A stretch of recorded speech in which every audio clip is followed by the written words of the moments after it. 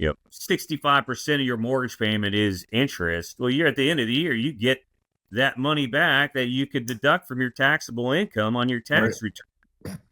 You don't get that in rent. And so, people are buying because they can't rent, but they don't realize how beautiful a mistake they're making until they get that 1098 at the end of the year and they see the value of their home go up. Yeah.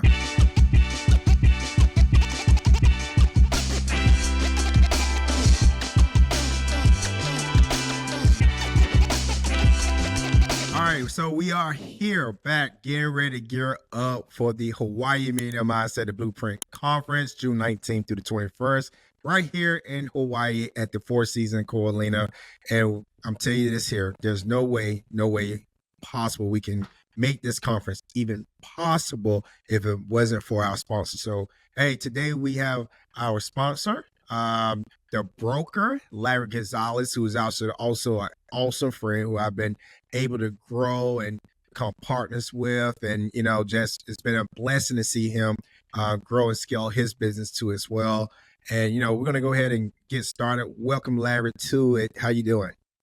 I am doing great, D. This is the fourth Hawaii Millionaire Mindset Conference. I've been a sponsor for each of them. And, I remember our first webcast we did together, right? I think you had just announced the first one. And, you know what? If you can imagine it and if you put it out there, you manifest it. You just say, I wish I could do a conference. You said, I will do a conference. Not only have you done one, now you're on your fourth. So yeah, good to you. And what I love about what you've been doing, D, is this isn't just about you. You're bringing it forward. You're bringing everybody with you.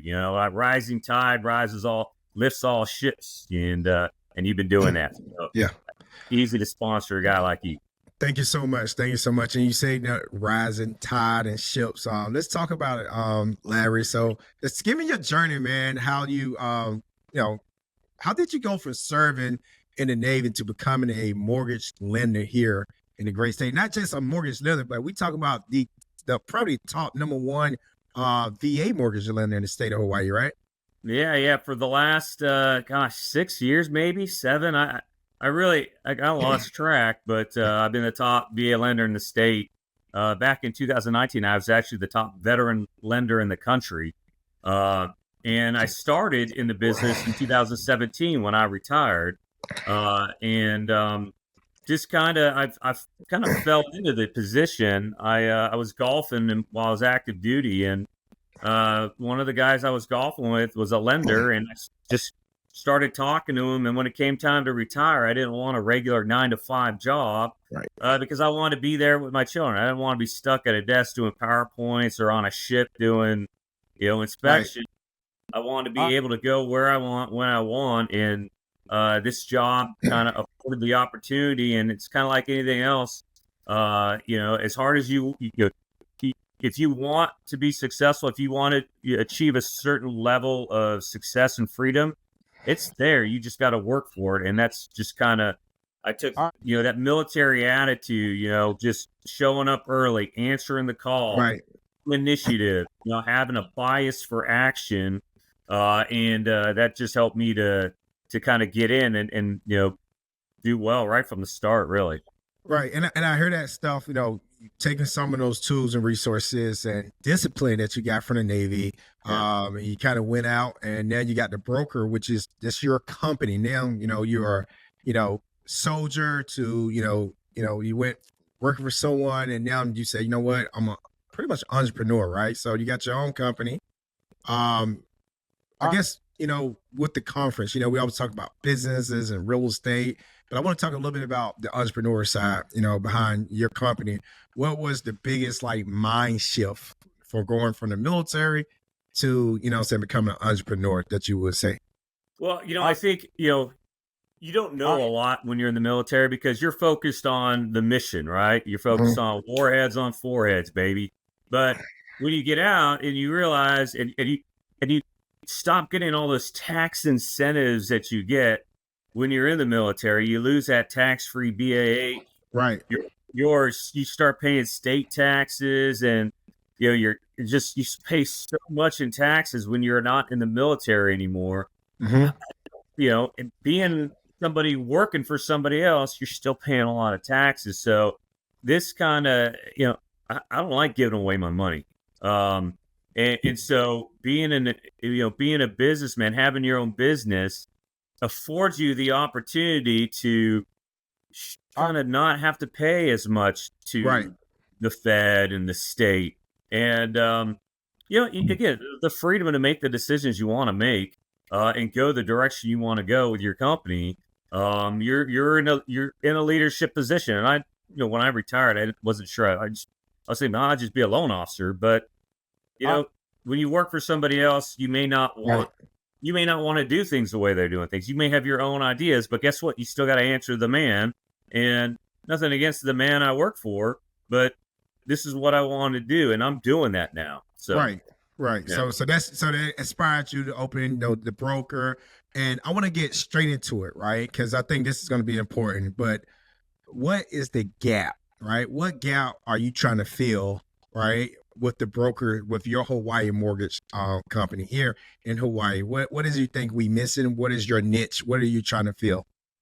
Well, I think obviously I still focus on VA. I've been again doing VA loans for 8 years now, but really my focus is not on just doing the loan, but it's making successful homeowners and giving my homeowners the opportunity to be successful homeowners, to put their home in estate planning, or to Right. set up their LLC, or to have better tax advantages, to know the tricks, and not necessarily the tricks, but the tools that they're not really privy to help them make the right decisions with regards to home ownership. Right. And it goes a little deeper because there's going to be someone that's watching this. Maybe it's a young soldier, veteran. Let's talk about that VA home loan, the powerful, how, that powerful tool is. I always tell people, soldiers, that's one of the most powerful tool that you have in your rucksack. Right. And can you give me your story, or just, I know your story. All right. You don't gotta go too deep, because I know it, right? But just tell this, if you can give us maybe an example, or someone that that used their VA other than me, because I know you say, I did you know what I mean? But someone that, or your story, or someone that you say, look, this is why you should be using your VA. This is a powerful, and how you can help them, you know what I'm saying? And to create, wealth, or leave some type of legacy or asset behind for their kids. Well, I got several stories I could tell you. I'm going to tell you two. I'm going to tell you a young soldier, and I'm going to tell you my story. The first, the young soldier, the average age of the first-time home buyer in our country is 38 years old. All right. It was 34, but now it's 38. So, if you're a young service member, you're hearing that, you're like, wait a second. Right. I'm 21 years old. I'm 22 years old. I ain't going to wait 16 years to buy a home. And with the VA home loan benefit, you could buy it 19 years. I've had a couple clients. I had this one young soldier. She was 19 years old. She bought her first home. She was married, not married to somebody in the military, but that's a whole other story that you and I could get into, that dual military. Oh, yeah. But she had parents who taught her about credit. She had a 735 credit score. She's 19 years old. She can't drink a beer in her home, but she can own that home. Right. And she did that, and that inspired her. She's out of the Army now, and I want to say she's in Missouri, and she's got her own. She's fixing and flipping homes. That first home inspired her to go and grow her real estate portfolio. And she's not working for anybody else. She's working for herself. And Awesome. that's a great story. I mean, Absolutely. 19 years old. Right. And then certainly my story, I'm the opposite. I didn't buy my first home until I was 35, and I didn't use a VA home loan for it because I didn't even know I had a benefit. Right. I fogged a mirror and got a loan. This was back in 2005. And then, I didn't use my VA home loan benefit until I was in the Navy for my 20th year in the Navy, and I found out by accident that I had this VA benefit. And it was right about that time that I met the gentleman who got me into lending, and I learned more about it. And I'm like, if I would have known about this benefit, and if I would have bought my first duty station, Right. my first duty station was San Diego, 1992. Oh, All right. wow. Median sales price of a single family home in 1992 in San Diego was $180,000. Oh my God. What is it now? Yeah. Yeah. It's over it's 980. That's 980. that's a 9x, almost a 10x on your money. Yes. And I can't say that because that's $0. So you can't count your money. Yeah. But you know what? That home would be paid off. If I owned that home, it would be paid off by my God. somebody else who was renting for me.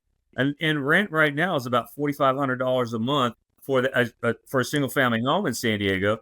So I'd be getting $4,500 a month single family. And leverage, a lot of leverage too in there. A lot of equity and leverage. A lot of leverage, and you take out up to 70%. You're looking at another $600,000-$700,000 in equity that I could use to invest in more properties or invest in something else. Right. So and still have somebody else paying that off for me. So, but I didn't know about it, and then I bought my first home here with VA loan, and I used kind of a non-QM loan to buy my second home.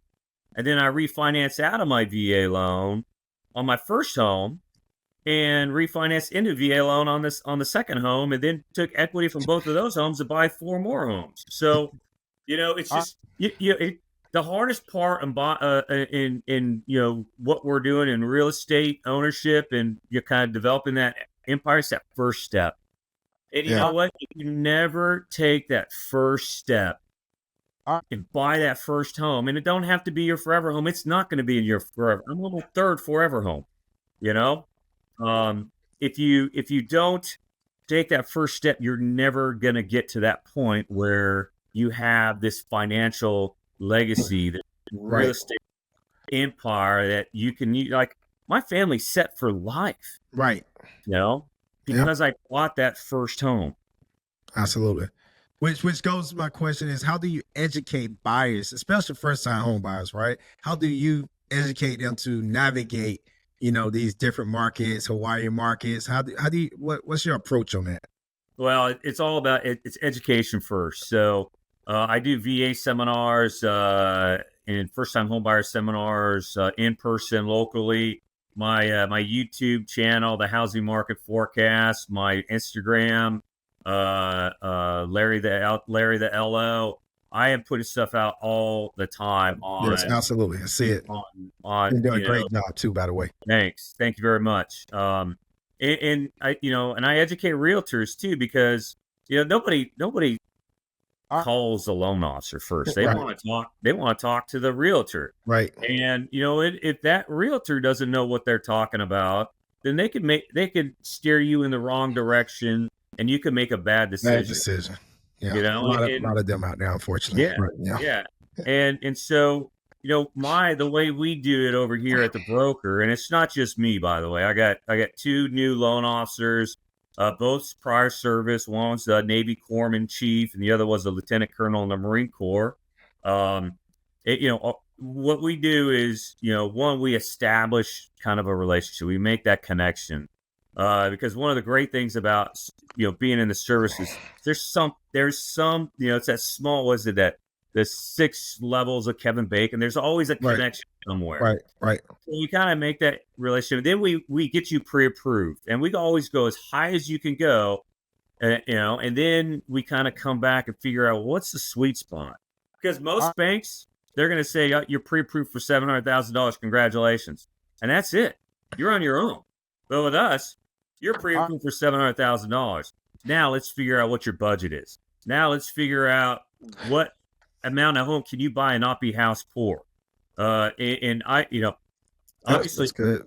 Ultimately, you make the decision as the buyer, but it's much better if you make the decision based, from a standpoint of being educated and knowing your budget and knowing what your expenses are. And I go through all of that with the client. Yeah, and I like that, because that goes to my point as far as that's what makes you different for those that are watching, right? That's because I do deal with lenders all day. Those big banks, hey, you're approved. All right, 700,000.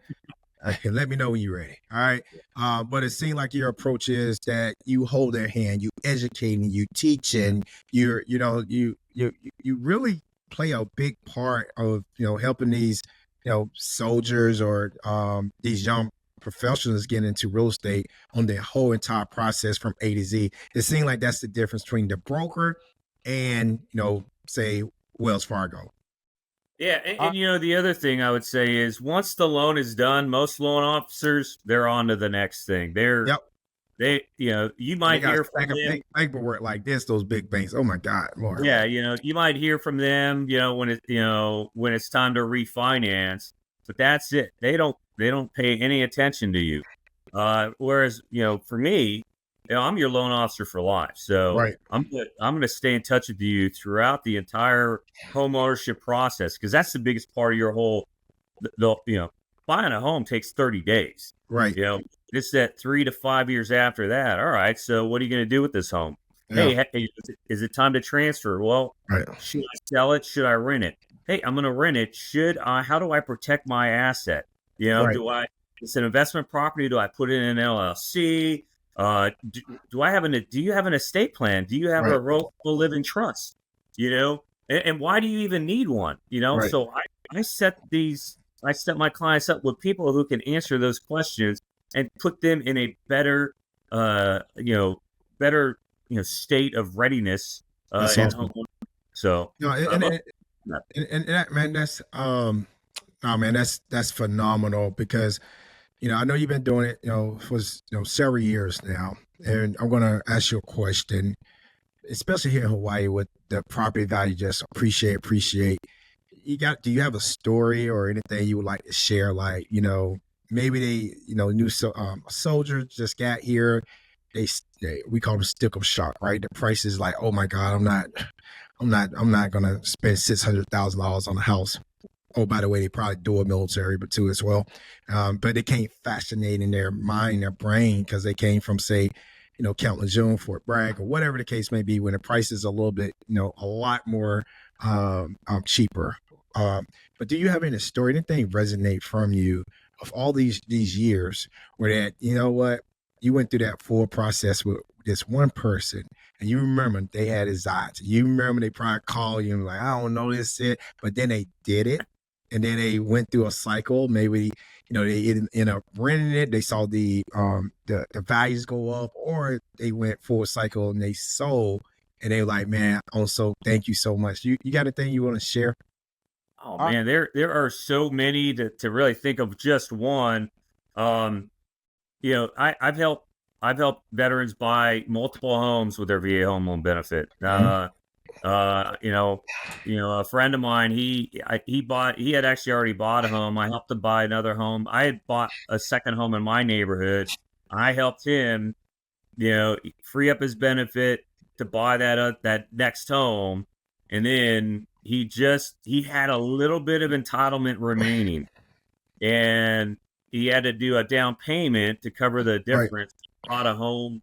He went from a beautiful home to buying a multi, two basically a plot with two homes on it on the beach, with the remaining amount of his VA entitlement in about a $250,000 down payment. Right. And this guy's he's just set his family up, for Awesome. because his mortgage on his two houses here, and his house is on the mainland too. His mortgage on his two houses here he's covering that with the rent easy. And now he's got 2 units, one that he lives in full time, and the other one he can rent out full time. I mean, he's got passive income, and guess what is not going to go down? Rent. Home Ever. price may stay steady in Hawaii, Right. but rent is going up, and it's funny. I just talking to clients yesterday who they were going to rent, but they couldn't find a rental property because they just kept getting, bang, they're gone. It's gone. If they see something, it's gone before they even make the phone call. And they're like, we can't rent a place, so we're just going to buy a place. And it's harder to rent a home in Hawaii than it is to buy a home. And what do you get back at the end of the year? Do you get a check, a 1098 from your bank or from your landlord telling you how much rent you paid? Then you can write off, on your taxes? No, you don't. But that mortgage, 65% of your mortgage payment is interest. Well, you're at the end of the year, you get that money back that you could deduct from your taxable income on your Right. tax return. You don't get that in rent. And so people are buying because they can't rent, but Right. they don't realize how beautiful a mistake they're making until they get that 1098 at the end of the year and they see the value of their home go up. Yeah, I tell people all the time, you got to look at it that whole. They don't look at that one, how much I'm paying for it. That's it. They don't look at the appreciation. They ain't looking at the tax benefits. They ain't looking at I'm a PCS. I'm gonna rent it out, right? I'm gonna maybe at the time is the market right. I can do refinance this, get my VA back out, put a tenant in because you just mentioned we always it's just Hawaii just limited houses out here, not enough, and it's just a great opportunity, especially here in Hawaii. It's a phenomenal. Um, it's hard to mess that up here in Hawaii because there's a long laundry list, like you said, that people are out there that is waiting to rent. But I want to make sure too, because I know we've been talking about VA, but the broker also have other loan products out there, and you mentioned like non-QM. All right, and you threw that out there, and I know it's probably a lot of and maybe some investors watching this or some soldiers that's looking to get into real estate. Like, what is non-QM? Can you explain that? Yeah, And what so exactly is that? yeah, sure. Non-QM is non-qualified mortgage. So it's not a normal Fannie Mae, Freddie Mac, Ginnie Mae mortgage. And it's a great mortgage tool for people who maybe they have money, but maybe they're 1099 income and their taxes just don't support qualifying for a conventional loan. And there's several different types of non-QM loans. There's bank statement loans. So say you have the assets to buy the home, but not necessarily the income. But you have the assets for the down payment, the reserves, and then the 3 years of payments. You can do that. But another one is the DSCR. So that's a debt service coverage ratio loan. And for instance, right now, I have more DSCR loans that are closing in June than I have VA loans right now. I have six DSCR loans that are going to close in June. They're all on the mainland, by the way. I can do DSCR loans pretty much all over the country. There's only a few states that I don't. But basically, with a DSCR loan, you have to have a down payment, usually about 20%. It just depends on the loan amount. But you have to have the down payment, but then you're going to use the income from the rental value, the assessed rental value of that property as a qualifying income. And ideally, you'll be one for one. Your rent is going to equal the mortgage payment, but you can maybe the rent is 75% of the mortgage payment. You can still do a DSCR loan. The key is getting the door. Just get the property. You can always refinance later. Rates are a little high right now. Right. But it's a great tool for people who have money, who maybe, it's kind of going back to VA for just a second. If you are going to be on island or in a duty station for less than 3 years, it is very risky to buy a home. There are people who bought homes 3 years ago, 2 years ago, who thought they were going to, homes were going to appreciate through the roof like they did in 2020, 1918 or 2021. It didn't. There's still, the value is about the same, across the board, whether it's condo or a single family home. So those people who bought thinking they were going to flip that home pretty quick and get out, that may not happen. And so, maybe you have the money, but it doesn't make sense to buy in the duty station or wherever you're at now. But you know what? Your money goes a lot farther on ESCR. You don't need your income. You just need to have the money for the down payment, and obviously some reserves. But you can buy a home with using the rent, and that's a great product. Like I said, I got 6 going on the mainland right now. And I do 4 national DSCR loans. So, Japanese, Canadian, Korean investors. So kind of doing that, but it's a great loan product. And then say one of your clients, Duran, has had great success in whatever business they started. They have a lot of money, but they don't have 2 years of income and tax returns, so they can't really go conventional or VA government, FHA, but they can go on they can go do a non-QM loan and buy a property. We're not going to look at their taxes. We may look at their bank statements to show that they have money in 12 months. But yeah, it's to me, it is, and I've read, actually, I just read today, one out of every 20 loans is non-QM right now across the country. I personally, I think that number's a little low. I'd probably say, probably one out of every seven is a QM loan. They're becoming more and more popular because the rates aren't much higher than conventional. Matter of fact, pretty comparable to conventional, actually. And I would just for me, and not just me, I got some good friends and mentors that are kind of like super busy like me. you know at the end of the day, I have to be able to move quickly, and I'm always looking. I'm saying like, okay, what do I have on my plate, or what I'm doing? And I may be doing a S amount of $1 million project here, but I may get a call and say, hey, listen, hey, I got this really good deal, what I'm saying? It's a fire sale, and they just looking for a quick close. So for me, number one is to secure the asset. All right, Yeah. quick, fast. Don't let this opportunity go by. So typically, that's normally when I go for a no dot loan, where that I don't even have time to deal with the big banks that ask for all the paperwork and then keep on asking. I send my financials over, send my assets over, maybe my tax returns, and that's it. I can close in like 3 weeks. And I just did that on one that we got a really good deal on about 2 months ago.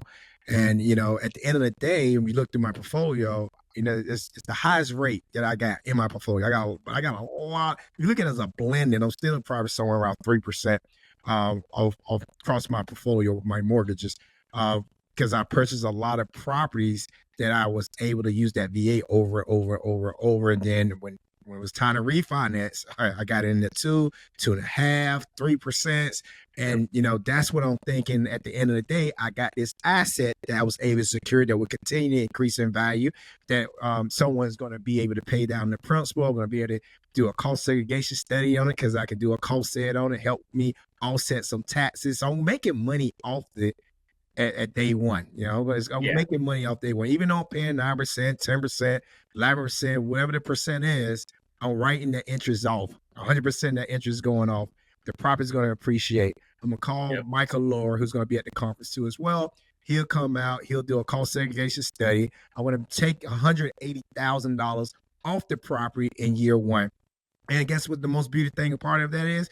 That it was happening so perfect that I just sold another house in the mainland, and I was able to 1031 for the 25% that I put out. So it was it's good. It's a great product. I'm glad that we were talking about it. But if someone would know more information too, though, like with this art, are you and here, the people that's listening, that's here doing your seminars that you're doing, your meet and greets and things like that, are you going over, are you just more VA, or you also teaching and giving people information about no dots?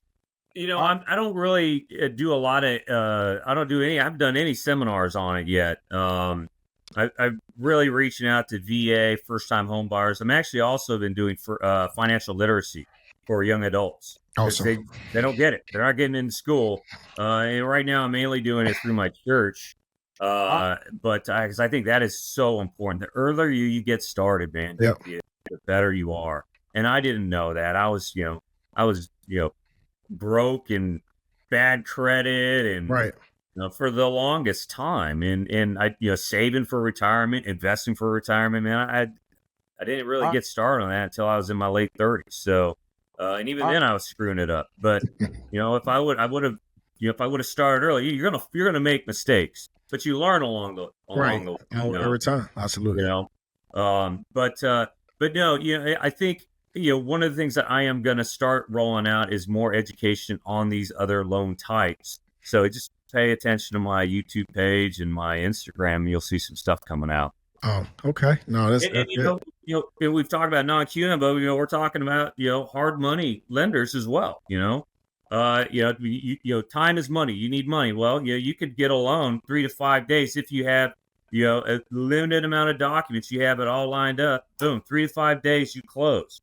That's what you want, right? As an investor, somebody's looking to maybe fix and flip or do reconstruction Right. loans. Those opportunities are out there. You just got to know who to talk to, and hopefully they can educate you on that.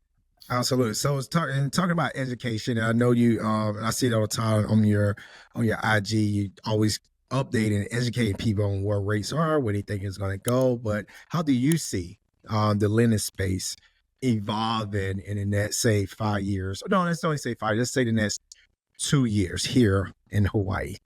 Well, I think you're going to see a lot of automation. You're seeing a lot of consolidation in the industry, so it's getting smaller.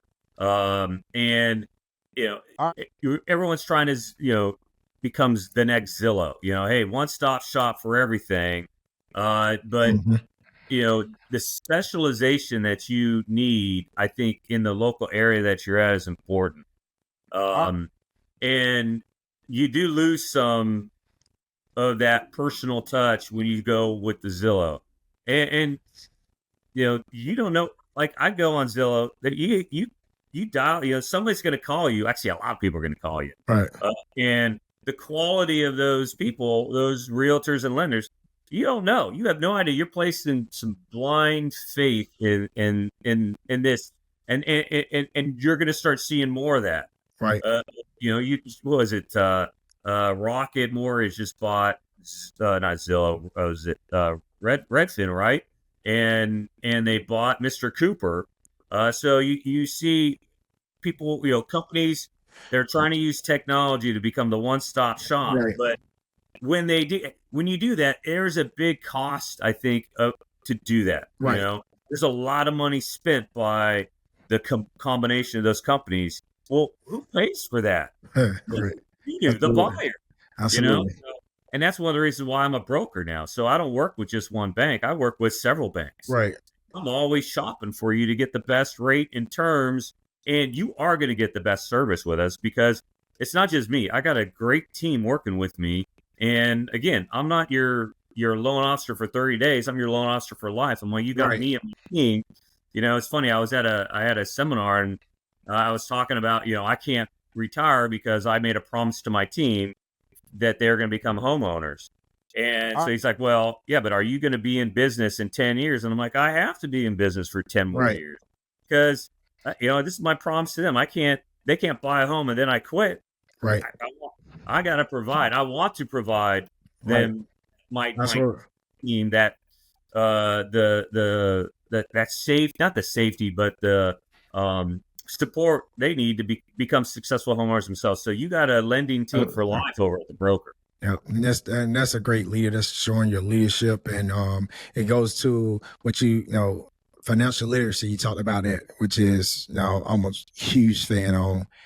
What one financial lesson you wish you learned in your earlier days?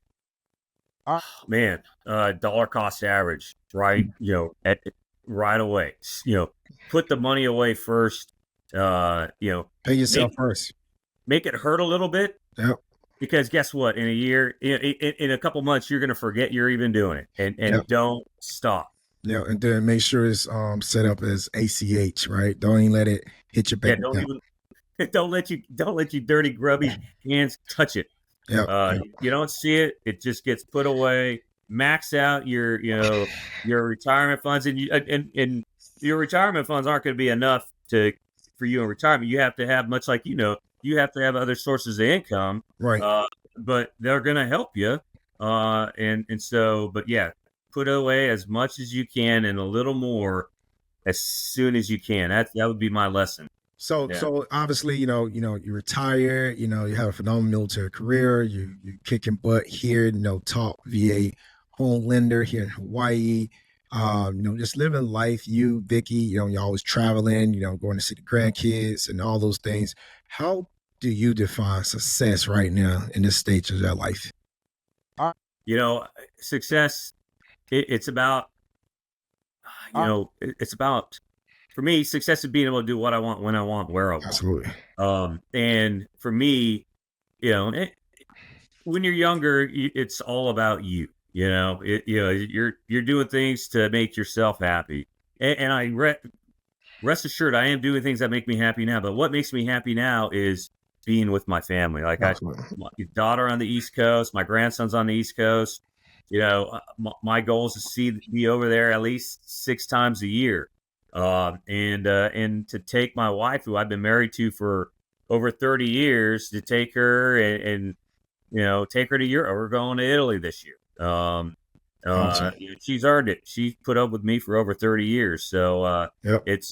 and yes, I am going to have some fun, but you know what? It's bringing her with, she's been there the whole way. It's rewarding the people who trust you and put their faith in you, and I'm just want to pay it back. No, that's phenomenal. All right. No, that's great, man. So we're gonna go real quick. We're gonna do what we call I do a little rapid fire. You ask a couple questions, and I know you're quick on your feet. Favorite local spot here in Hawaii? Favorite local spot? Oh man, it's got to be Monkey Pod. Yeah. I love the Monkey Pod. It's such a great atmosphere, and I love the Chiave smoke,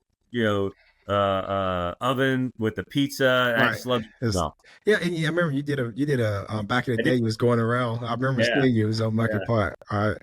Um, VA loan or conventional? Oh, VA All every day. day, all day. Absolutely. Yeah. All right. What book changed your mindset? Money book that changed your mindset. Is there a You know, book?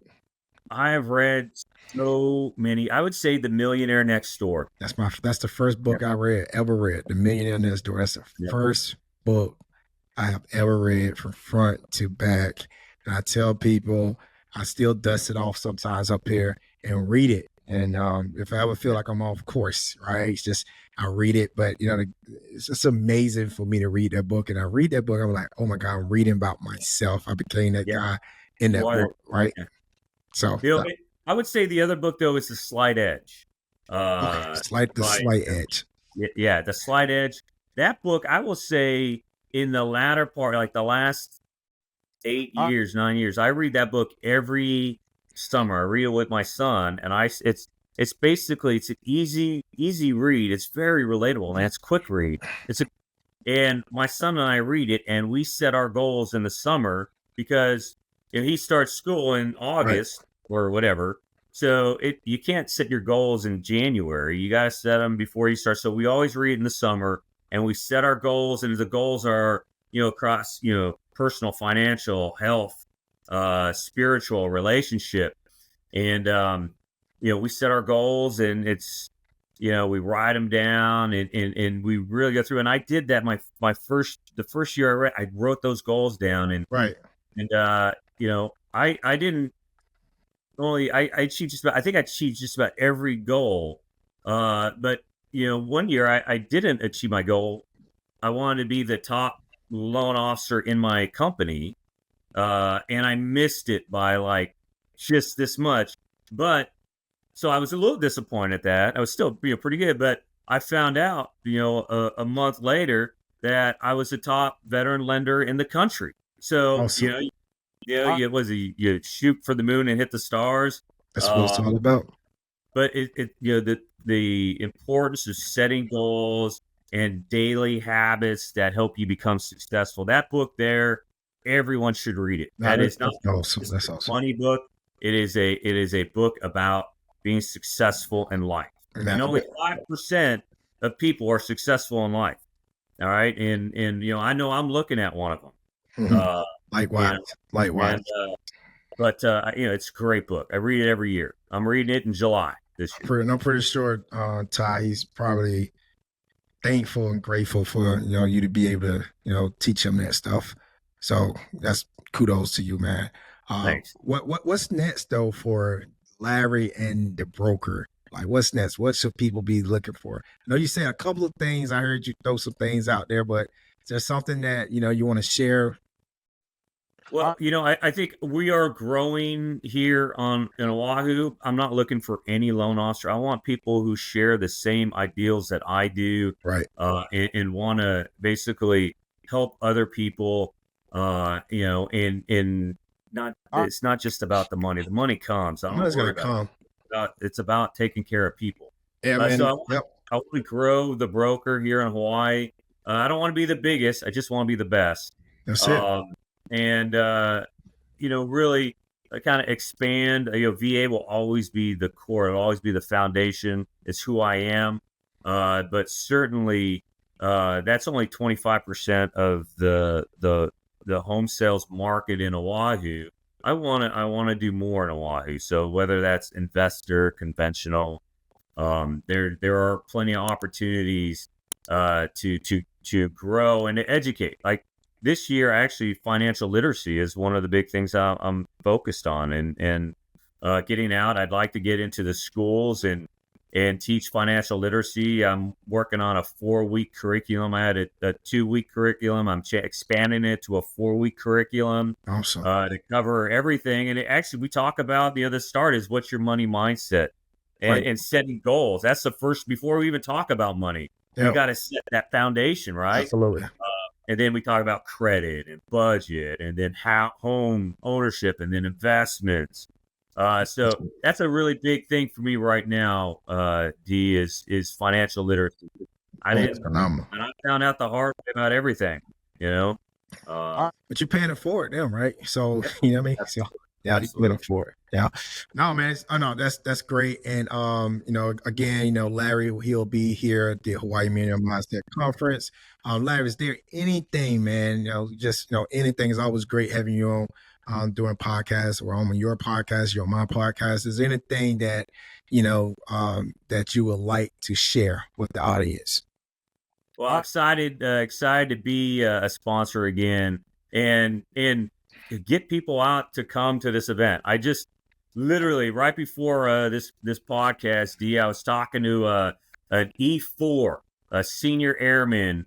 He's stationed in Turkey, but he's in Qatar, and I'm getting goose pimples because I'm talking to him about buying a home here and how this is just the start. And Right. I'm talking to him about the first home you buy, it's not your last home. And then I'm talking about the Hawaii Millionaire Mindset Conference. And when you're working with me, you're not just working with me, you're working with my extended family. And those are people who I know, like, and trust, like yourself, D, and so many other people who are involved in the Hawaii Millionaire Mindset Conference. So when you come to this, you're probably not going to do everything, but man, take great notes and connect and network with the right people. And I guarantee you're going to have friends and business partners for life.